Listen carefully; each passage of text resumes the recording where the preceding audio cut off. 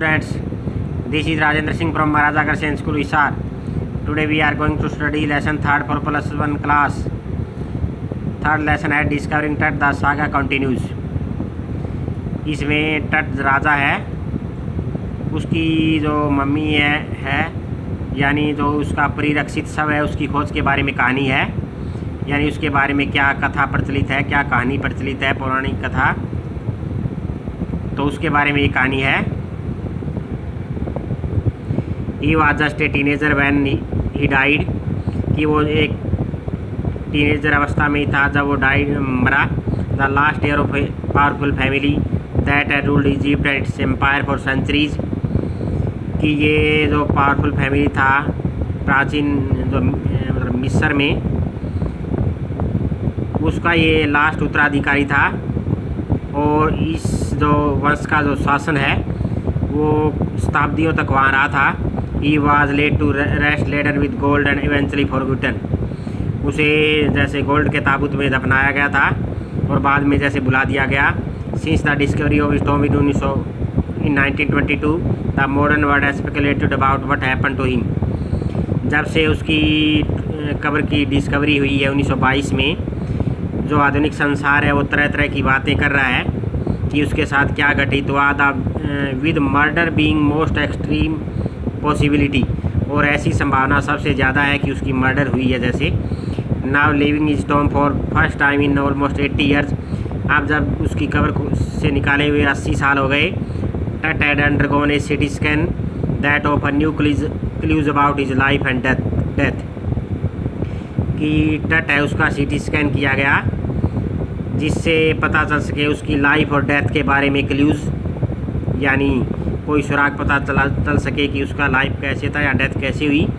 And provide precise data for an accurate forensic reconstruction of face pharaoh, और उस किशोर राजा के बारे में एक्यूरेट फॉर्सैनिक जांच की जा सके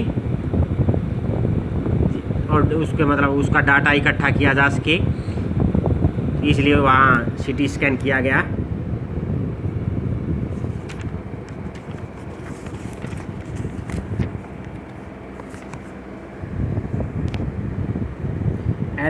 energy angry wind stirred up ghostly dust devils as the King टट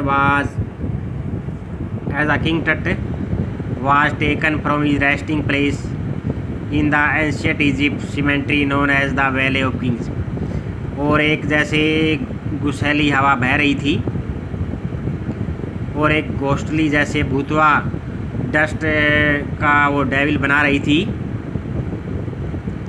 जैसे ही किंग टट को निकाला गया उसके रेस्टिंग प्लेस से, यानी जो प्राचीन मिस्र की जो कब्रगाह है जिसे वैली ऑफ किंग्स के नाम से जाना जाता है। Dark bellied clouds had scudded across the desert sky all day and now are veiling the star in cascade grey, काले बादल है वो उमड़ रहे थे आकाश में, और अब जो कास्केड ग्रे है यानी कब्र के रंग जैसा जो आसमान है उसमें तारों ने अपनी उस चादर पे जैसे तारों ने अपनी चादर बिछा दी है। इट वाज 6 PM ऑन 5 जनवरी 2005,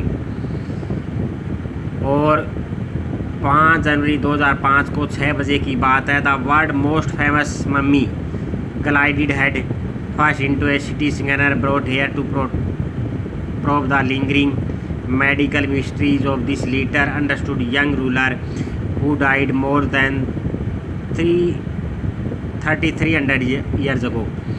और जो ये संसार की सबसे प्रसिद्ध मम्मी थी, परिरक्षित शव था, उसका सीटी स्कैन किया गया ताकि मेडिकल मिस्ट्री के बारे में पता चल सके, मेडिकल रहस्य के बारे में कि उस रूलर की जो मौत है वो कैसे हुई थी, जो मर गया था 3300 साल पहले। All afternoon the usual line of tourist from around the world had descended into the cramped rock cut tomb some 26 feet underground to pay their respect. और अब पूरा दिन दोपहर बाद है वो टूरिस्ट की लाइन लगे रही, जो उसकी कब्र है 26 फीट अंडरग्राउंड में, वहाँ देखने के लिए, जो जैसे अपना रिस्पेक्ट देने के लिए वो आ रहे थे। They gazed at the mural on the walls of burial chamber and peered at the tut gilded face.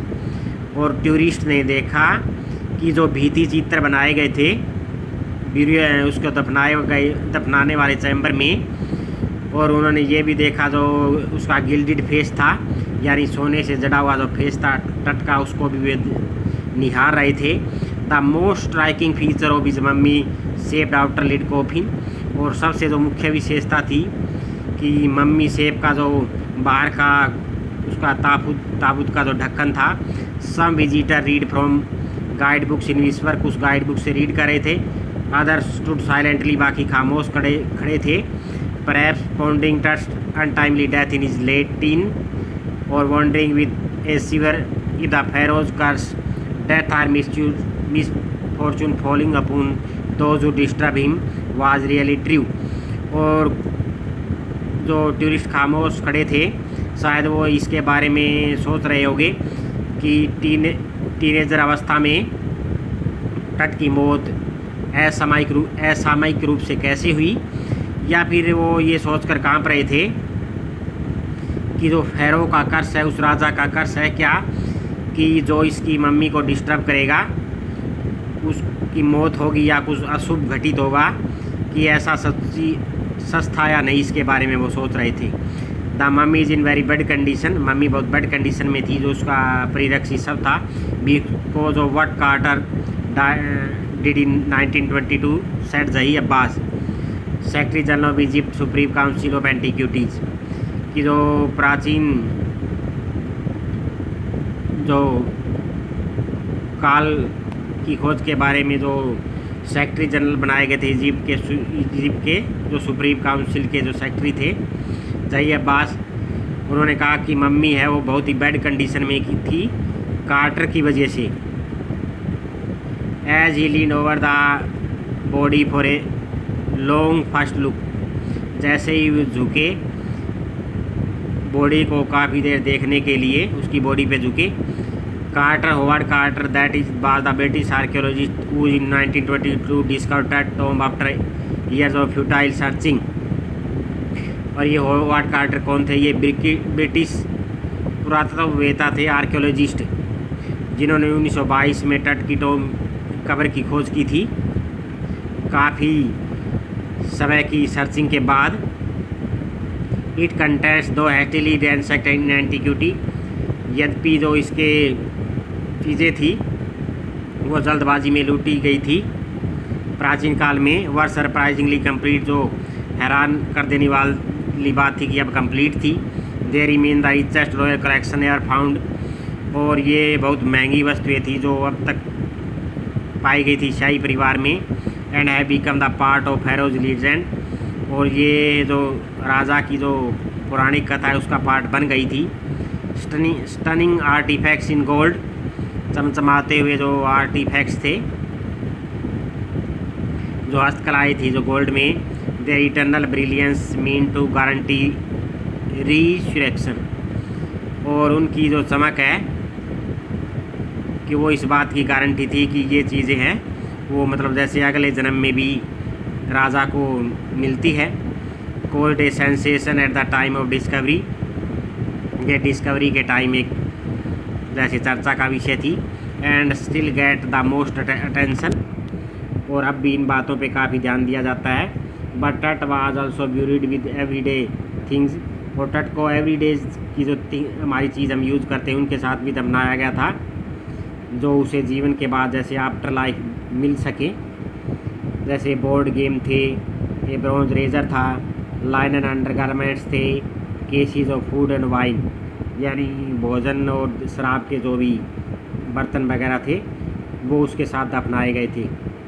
After month of carefully recording pharaoh's funerary treasure, की काफ़ी महीनों तक उस राजा की जो दाह संस्कार की जो चीज़ें हैं उनका अध्ययन करने के बाद Carter began investigating the 3 nested coffin, Carter ने जांच करना शुरू की कि 3 जो तहों वाला उसकी जो कॉफिन था उसका ताबूत था, यानी 3 तह के अंदर वो दफनाया गया था।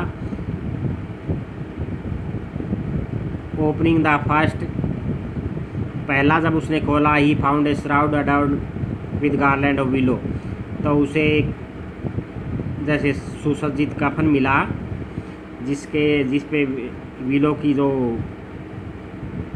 विलो है उसके फूलों की जैसे माला थी, ओलिव के पत्ते थे, विल्ड सेलरी और जो जंगली अजवाइन है वो थी, लोटस पेटल्स और कमल की पंखुड़ियाँ थी, कॉर्नफ्लावर मक्के के फूल थे।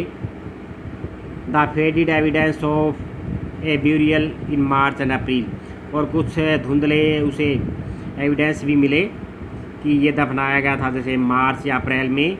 When he finally reach the mummy, जब आखिरकार उसकी यानी बॉडी तक पहुंचता है, दो ही रेन इन टू ट्रैवल, यद्यपि उसे काफ़ी परेशानी हुई। The ritual resins had harden, जो आमतौर पे जो रस्म का जो चिपचिपा पदार्थ है वो काफ़ी सख्त हो गया था। Cementing touch to the bottom of solid gold coffin, और उसने जैसे चिपका दिया था उसका जो सोने का जो ताबूत था उसके बॉटम में, तल में, no amount of legitimate force could move them, और कोई भी ठीक जो ताकत है वो उसे हटा नहीं सकती थी। कार्टर रोट लेटर, जैसा कि कार्टर ने बाद में लिखा, what was to be done, क्या करना चाहिए था। Sun can beat down like a hammer that far south in Egypt, that hammer this far south in Egypt and Carter try to use it to loosen the resin, कि हो सकता है कि सूर्य की जो रोशनी है उससे जैसे ये पिघल के वो उस मम्मी को सुरक्षित निकाला जा सके। कार्टर ने इसका भी प्रयोग किया था। फॉर सेवरल हार्स, कई घंटों तक